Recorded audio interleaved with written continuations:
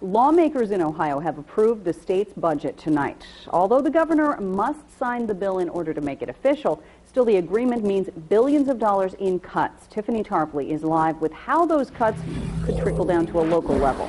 Well, in this rough economy, changes had to be made across the board with this budget that comes up to about $2 billion. I spoke with a state representative tonight who says those cuts have been spread around, so no one agency or service feels the brunt of those cuts.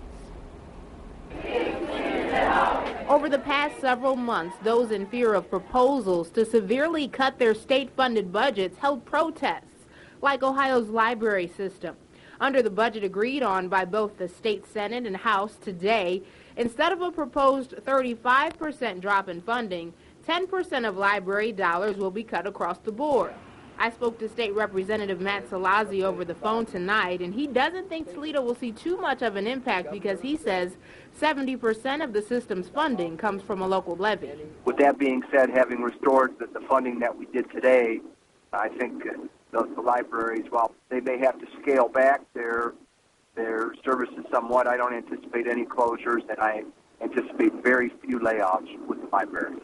Salazzi also says a proposal to take money away from a state employee retirement fund was completely taken off the table. Although cuts were made just about everywhere, he says millions of dollars were able to be saved for food banks and mental health agencies.